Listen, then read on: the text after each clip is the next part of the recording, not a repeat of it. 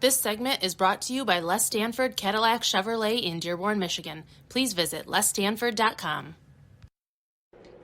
Hey everyone, welcome into Inside the Pizza Oven. I am your host, Fredi, the Pizza Man. Joining me today is Reda. What's up, Ali? How are you, buddy? Hey, bud. Good. Good to be here. Good to have you, buddy. Thank you, today, man. Thank you. You're a world record holder when it comes to selling cars. Today we're going to make a pizza. I'm going to have you put on your apron, and I'm going to put you to work. So grab your apron, and maybe you can teach me a thing or two about being the record holder for selling pizzas in the country. Huh? I'm going to concentrate on making a pizza right now. You got it, buddy. I guarantee you won't have any issue with this. So perfect. So Ali, before you became obviously, you've been a great car salesman for many, many years. I can tell you a story real quick. Come on, you can push down over here. All right. You can push down over here. My first interaction with you was roughly around 2008, end of 2009. My wife and I just got married. We walked into a car dealership, if I could say the name, Bill Wink.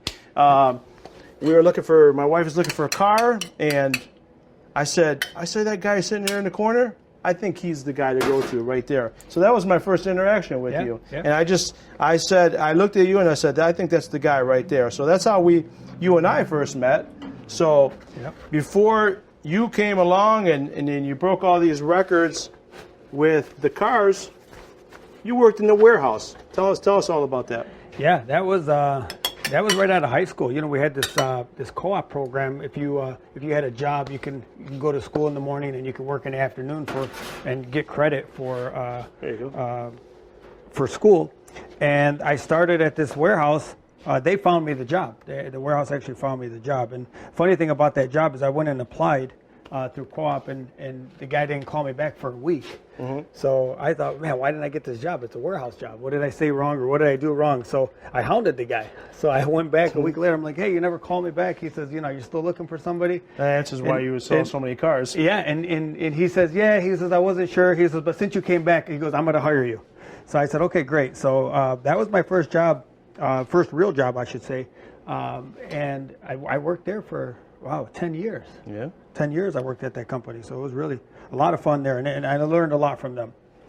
But I kind of hit what kind of work was the warehouse? It was a industrial belting warehouse. Let's put some bezo on there. We made conveyor belts and sprockets and that. And I kind of worked in the warehouse as just warehouse guy cleaning up stuff, and then worked my way up into internal sales. And I started doing some outside calls, so that was a lot of fun. And but I kind of hit the top. It was two brothers that owned it. Good job. And then there you go. I think I'm getting good. You're doing good. So two brothers that owned it, and then it was I worked my way to third in line, and I had nowhere else to go. So I said, what am I going to be doing in 5 years? Where am I going to go? I was making decent money there, but I was just getting engaged. I said, man, I got to do something. I got to have something a little bit more where the future would be brighter. And I thought of sales. So at the time, I was either going to go into car sales or real estate. Yeah. I wasn't sure which one I was going to go into. I kind of researched both and fell right into the car sales industry.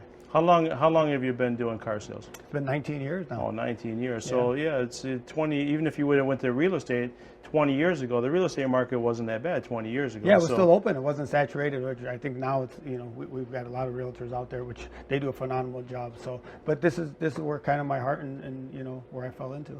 So when I saw you at Bill Wink, was that the first place that you worked at? That was the first place I ever worked at for car sales, and that was in 2001. So our history goes back.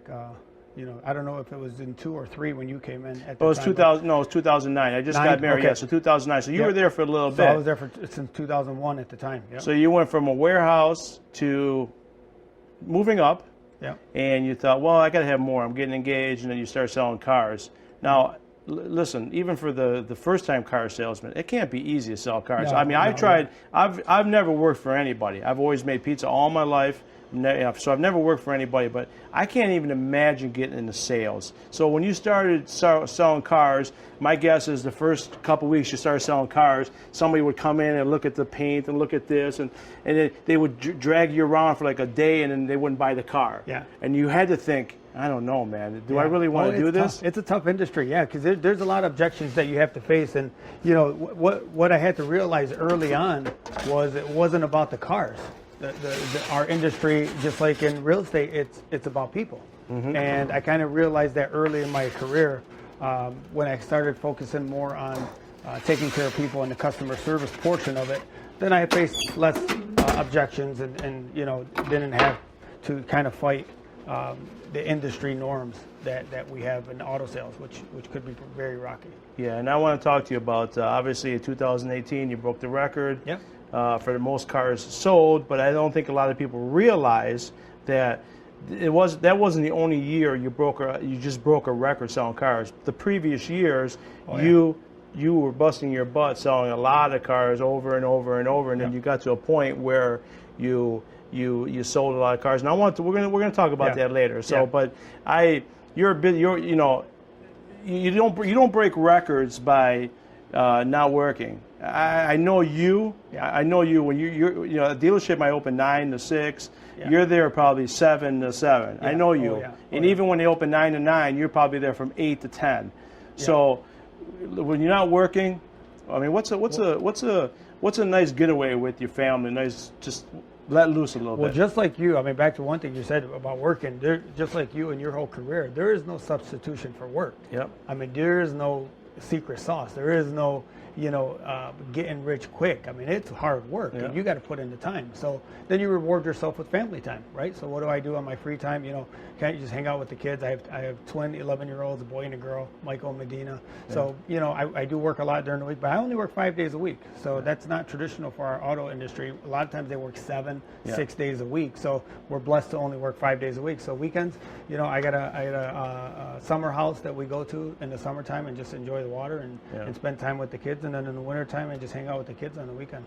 Now, this might, I don't think you care. Like, do you have a certain car that you love, like a favorite car you like to sell? I mean, I know a sale's a sale, but there's got to be I mean, you work for a Chevrolet Cadillac. Yeah. So is it automatically the Escalade? Man, if I sell an Escalade, that's either a ton more money or just more fun to sell an Escalade, or a Malibu. I mean, it's it depends on the person. My excitement level is high for any kind of sale. I do love selling the sports cars because I've had them. I've had 8 Corvettes in my time, so I enjoy those because I know what experience that person is going to have.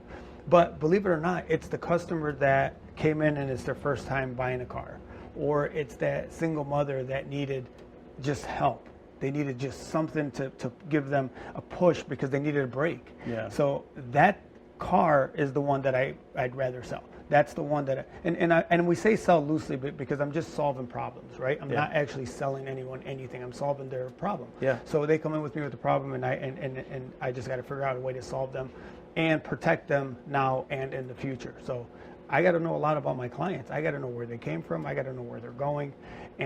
But that single mother that comes in, I was raised by a single mother, so that single mother that comes in is just near and dear to my heart, where like that person, I'll never forget that sale. So it doesn't matter what kind of car it is. It's probably a $12,000 car.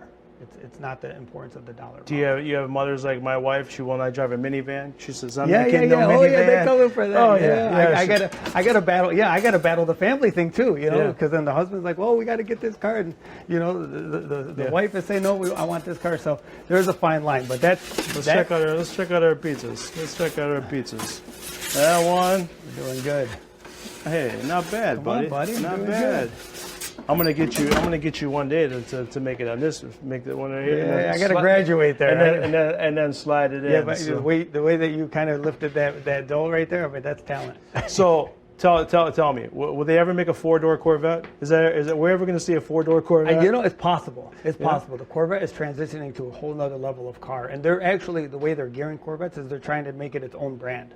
Yeah. So if they do that, they will have multi-levels of Corvette. So now they have is a Corvette and a Stingray. Are they different? No, I mean, same. Stingray is just the name of that type of Corvette. So the Stingray, they're all Stingrays now. Oh, they're all Stingrays. Yeah, they're all Stingrays now. It's just that they just brought that nameplate back. Yeah. Very cool. A Corvette now, you go, what's a sticker price on? I mean, can you go in and buy? Oh, I want a Corvette with no air conditioning and no heated seats. Can you get something like that? They got standard models, but air conditioning and power windows, and that's pretty standard now. But believe it or not, they start at $55,000, so it's not as expensive as people assume they are. I mean, they're very affordable. But they can probably go up to they could go up to 150. So there's such a wide range. If you get the supercar with the ZR1 with the big engine and that, I mean that's 140, 150,000. But entry level ones start at 55.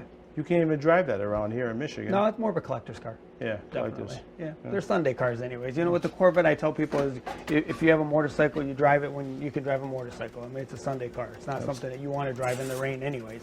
Absolutely. Let's take out this pizza over here. Let's take it right here.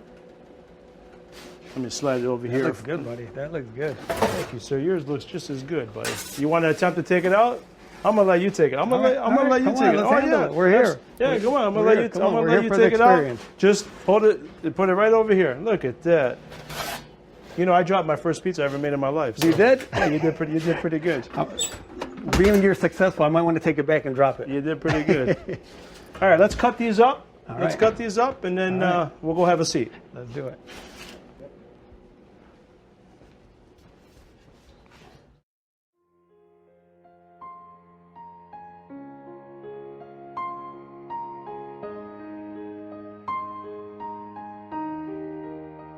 If you or your family is touched by autism, learn more about Fredi's Foundation at #PopTheTap at FrediThePizzaMan.com. That's FREDI, thepizzaman.com, or email FrediThePizzaman@gmail.com. All right, Ollie. Here's the pizza. Here's the pizza you made. Your first pizza. All right, I love it. Looks good. Didn't do too bad. No, not bad at all. Now I told you there. You got to teach me. I want to break the record and sell the most pizzas in 1 year in the country. And we're going to talk about that record that you broke in 2017. All right. Guinness Book of World Record. Yeah. By the way. So you talked about sales. You said you were thinking about either real estate or cars. Why was it sales? Why you could have been a plumber, you could have been an electrician. Why sales? I felt that was an industry that doesn't have a cap. The potential in sales is the sky. I mean, there is no limit. So I felt that working with people was a passion of mine, and when I grew into that warehouse position where I was doing sales and outside sales, I got a little taste of it, and I just fell in love with it. And I figured, I'm working with people. It didn't matter what I was selling. It was about people, and just felt like that was it. That was what my heart and passion was. So I'm thinking, back in the day, we're talking maybe 50, 60, 70 years ago, going door to door selling vacuums was the thing. Yeah. Maybe Reda can bring back selling vacuums. I mean, I think, I know damn sure if you went to sell vacuums, you would break a record selling vacuums. It's just like you making pizzas, right? I mean, if you have your heart and soul into something that you're doing and your passion is there, people are going to feel that. They're going to feed off of that. So if I didn't believe in my product, if I didn't believe in what I was doing, people are going to see that, and they're going to eventually see through that. So it doesn't matter what you're selling. There's a old saying in the pizzeria business that if you just get in the pizzeria business to make money, or the restaurant business, if you just get in the restaurant business to make money, you never will make money. That's right. And some people, you say that, and that doesn't make any sense. Why would you get in the restaurant business to not make money? Well, if your passion is not there to make food, your passion is not there to deal with employees, your passion is not there to deal with customers. Right. There's no way you can even think about making money. If you could promote yourself, you can go on social media nowadays. Social media is a great presence, right? Yeah. And you could pass out flyers like the old days and do that. But if your product is not good and they come there the first time, you're done, right? You're pretty much done, right? Yeah. You only have one chance to say, hey, if you don't put love and passion into this pizza, and somebody comes one time and they may never come back. Yep. Right. So you got one shot at that. And if you're not doing it with being authentic and with the love and caring for people, I mean, that's in any industry, right? Yeah. It's not just sales. I mean, any industry that you do that. I mean, if I went into selling homes, then I would have wanted that same passion, and that's why I kind of went towards the cars, because that's where my heart and passion was. So, but sky's the limit in sales. I mean, that's the main reason why I went into that field. And generally, heart and passion comes from you, but it's usually instilled with you. Yeah. Instilled in you from either your parents, Yeah. whether it's two parents, whether it's a single parent. Yep. If it's instilled with you at a young age, Yep. just like education, Yep. you have there's a better shot of you're Yeah, going to do well. Yeah, in our industry, it's kind of, not something that's talked about to show compassion and to show love and to show, empathy with people. It's just not something that's talked about because everything is kind of, got to sell a car, got to sell a car, got to sell a car. But that was never my demeanor. That was never in my heart. I couldn't do things like that. So, that is, I think, one of the main reasons that's kind of excelled me through my career is never losing the fact that I'm compassionate about that person sitting in front of me. The product is it's just the money is the byproduct. Yeah. The money will come, if your heart and soul is in the right place. And, back to the money thing you were talking about, I agree. I never looked at it as a money thing. I wanted to make a living, but did I, in 2001 when I started my career, say I'm going to set a record? I never knew what that record was. I never set out to do that. I wanted to make a good living, help people at the same time, and it was a good combination for me. Now you have a method to your madness. Yeah. Madness is creating records and sell. But 2017 you broke a record, and again I repeat myself, when we were making the pizza, when I first married my wife, when we went to the first car dealership, we bought our first car together, which was actually her car, not mine, but got it for her. And I just looked at you, and I'm in the people business. I'm in the restaurant business for many years, so I can spot people, and just like you can. And I looked at you and I said, "This is the guy right here. We're going to buy a car from." Because listen, you hear it all the time. How many people go into a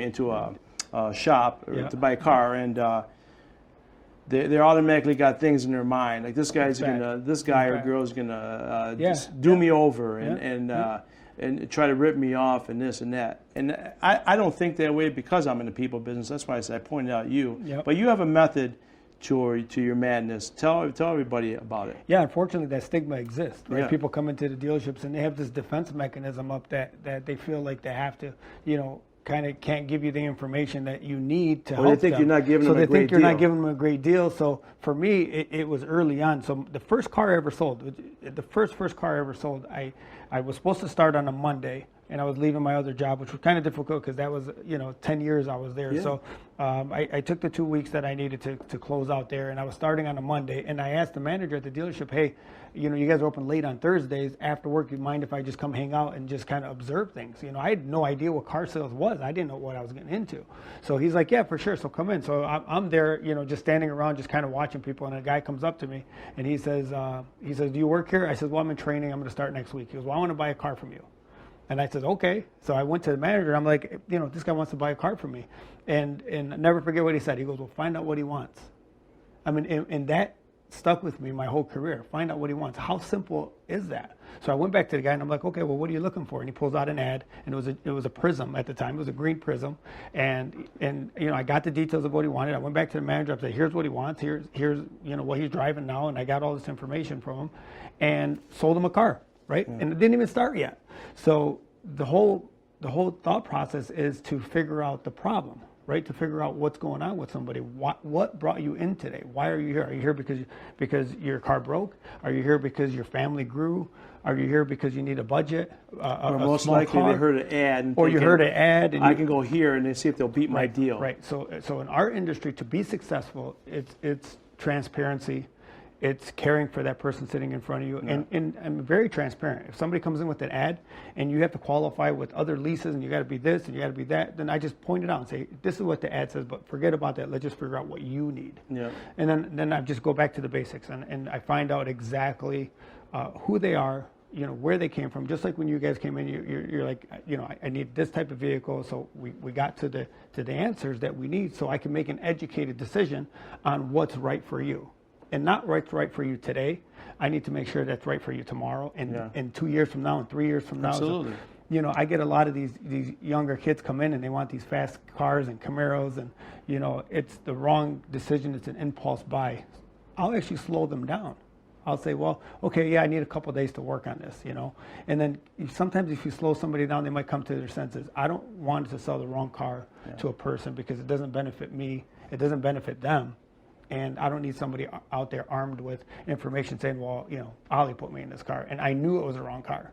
So sometimes you just got to slow people down and get them to understand that maybe it's the wrong car. Do you know, I can, just to retract a little bit, if you go back to, you said they come in with an ad and all the small print. If we could just get rid of small print. You know how many problems that would fix in this Me world? too. Put it on the commercial. My gosh. You need military discount. You need, Yeah. your wife has to have a lease by Chrysler, and your It's wife so has to bad. have this, and your husband has to, and then come in and you're going to get $149. Yeah, for it's so bad. I know. Yeah. I fight with that all the time with them. So we're pretty transparent in our advertising too, where I'm at.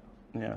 So when somebody walks into Les Stanford, and I've walked in. You walk in, and your desk is right there. As soon as you walk in, and you would think world record holder Ali Reda's got this humongous office, paved in gold and everything, and you walk in, he's just got a little cubicle sitting there. I'll give you the cubicle's glass. It's not. Yeah, it's nice. Yeah. So, and you got a couple assistants there. Yeah. So somebody walks in, you have a system, no appointments. Right. Tell the people about that. Yeah. So this kind of started in 2011 when my business started to grow to great levels, and I needed an assistant. So I hired an assistant basically just to answer phones because I couldn't get to the phones. So, the reason why I don't set up appointments, because I have a revolving door. There's people coming in and out all day long. So I don't set an appointment because I can't hold it. So I don't want to give somebody something that I can't hold on to. So I simply tell them that, hey, I'm here from 9 to 6, or, you come in anytime and I'm going to make time for you. So it's good to set appointments with people to give them something to hold on to. So I might set a date and just say, come in anytime that day. But other than that, we're just so busy. We have people coming in and out all day long. The phone's ringing like crazy all day long. So I can't hold a 4:30 slot because I don't know if there's going to be 5 people there or 10 people there or nobody there. Yeah. It's just the way the business is. So now I have 2 assistants that help me out. So you're right. I do have a small cubicle. It was the first. I think their offices are bigger than yours. Yeah, they might be because that was the first office I picked when I started there. Yeah. So when I started it, right by the door. It's pretty smart. Right? Yeah, it was right. Yeah. So it was right by the door. So in 2010, I started over. We talked about Bill Wink earlier, where I started at Bill Wink in 2008, 2009. It was kind of a rough era for a lot of people. Oh yeah. 2010, that dealership closed down. Yeah. So I was forced to move, and at that time, the economy was crashing. There was people bailing everywhere. Nobody had money. There was nothing going on. So we're in Michigan, the big 3 here. We're in Michigan, so if you're in the auto industry and you have a bad economy or there's a strike going on or something going on, you're feeling. Everybody feels it. Restaurants feel it. Everybody feels it. So in 2010, I was forced to make a decision on what I wanted to do, and the dealership that I was at, Bill Wink Chevrolet, closed down. So I still stayed with Chevrolet because that's where my heart and passion was. And I moved over to Les Stanford, where I'm at now. And that was a tough decision because a lot of people were bailing out of the industry completely. They said car industry is dead. There was no money. The banks weren't lending money. The manufacturers weren't making any cars. So it was kind of a mess. So I still believed in that industry, and I still believed in it at that time. So in 2010, when I started there, that's the office that I picked. And that's the office I'm still at today. Was there any thoughts of maybe switching companies like Chrysler or Ford? Maybe Dearborn is your passion. Yep. So community. was there thoughts of leaving Dearborn because you had a base with Bill Wink? Yep. And so if you would have left and say went to Farmington Hills, would that have worked for you? I don't think I would have been as successful. I think my foundation was my community, and that's where I was, and that's where, again, my heart was, and that's where I love serving. So for me to bail on my community just because of, everybody was going through a tough time. It just wasn't me. So I didn't want to bail on the community at the time. I felt they still needed me. The love and support was still there.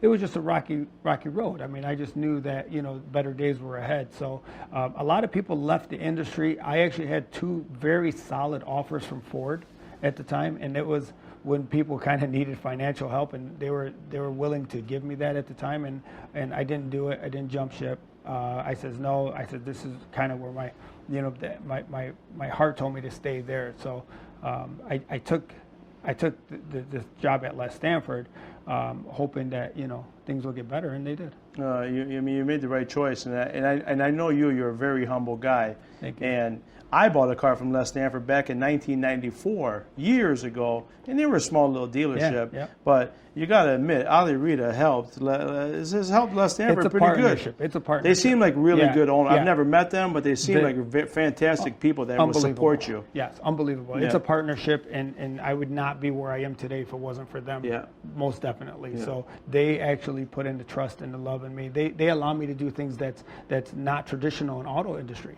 right? They allowed me to grow at the pace that I needed to, and not, kind of, throw a wrench in it and say, you can't do that, you can't do that. Anything I ever needed, they stood behind me, and they helped me get to where I am today. So, yeah. I mean, even having assistants, a salesperson having 2 assistants or 3 assistants is unheard of. No. But you go into any auto dealership, so I have my own personal assistants for them to be able to see growth and to see what I needed to grow to allow me to do that. They're wonderful people, and they're family owned and operated. Yeah. And they're wonderful family. They won't work on the weekends because they say that you need that time for your family. Yeah. So that's another reason we're closed on Saturday and Sundays there. So yeah, it couldn't have been. I couldn't have scripted it any better. Really. I've walked in to visit you, and I mean, you're a busy guy, and even me waiting there, there was nice sweets sitting there, Chatila sweets sitting there, and so you go see Ali, you got a good chance of eating something pretty good. You're getting there. something good, yeah. Oh yeah, we always have something good. We always have snacks and food and drinks, and because sometimes I have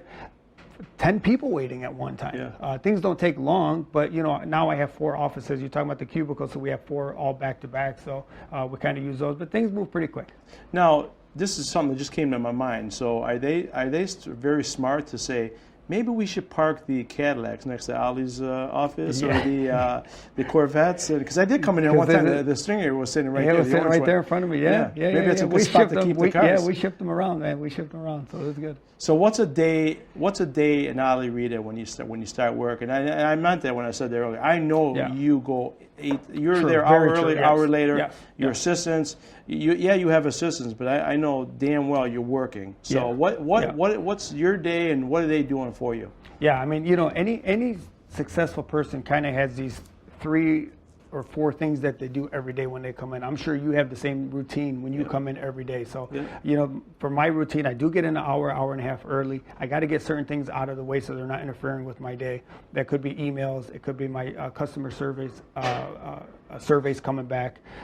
So there's a couple things that I like to do in the morning to kind of get my mind ready. And, just like, if you look at it like an athlete, right? An athlete does not show up at kickoff or at tip-off on the basketball court, running on the court, tying their shoe. They mentally got to get prepared, and we're in the same state. So I need to show up to work. I need to get my body ready. I need to get my mind ready, because I have long days, some 12, 13-hour days sometimes, and you have to be physically and mentally ready for that. So coming in an hour early gets me ready, so that way by 9 o'clock when I start getting customers coming in, man, I have the sale behind me, and I have the one behind my sale, and I'm just ready to flow. So it's very important to kind of have that routine that you do every single day. It's good to hear you say mental part of it, because sports athletes, you think of the big and strong, but the mental part is the biggest. Yeah, right. And that's just the way in life. Yeah. I'm the same way. The way I prepare every day, mental. If I got to be somewhere at 7, I'm leaving a half hour early. Yeah. If I got to be somewhere, that's the mental. Yeah. And I think people that live by that, I think they're just more successful in general. Even in sports, there's athletes out there that will show up at kickoff and tie their shoes, but they're the ones that are not successful. They're not going to be successful, right? It's not going to happen. I mean, you mentally have to be prepared. People don't realize how much energy goes into your mental preparation. You got to have the right energy. I mean, there's a lot of things that go into keeping your mental state normal. Otherwise, you go insane. Yeah. Otherwise, you go crazy. If I come in and I have 30 things that I have to do, and I have customers I have to do, I mean, how do you organize that? Yeah. So you got to have some kind of process. You got to have structure. I mean, these are very important things, and any high-level athlete will always have that. Check back next week to see part 2 of our interview with Ali Reda. Les Stanford Chevrolet Cadillac is a family-owned and operated full-line Chevrolet Cadillac dealership located in downtown Dearborn, Michigan. For the past 50 years, Les Stanford has been dedicated to excellent customer service in sales, service, and auto body repair. We have all the resources available to make a fantastic car buying and servicing experience. This includes a massive selection of Chevrolet, Cadillac, and certified pre-owned inventory to choose from, free loaner vehicles for service and collision center customers, and a finance source for every type of credit situation. Come experience the Les Stanford Chevrolet Cadillac difference today by visiting our showrooms in Dearborn, Michigan, or shop online at lesstanford.com.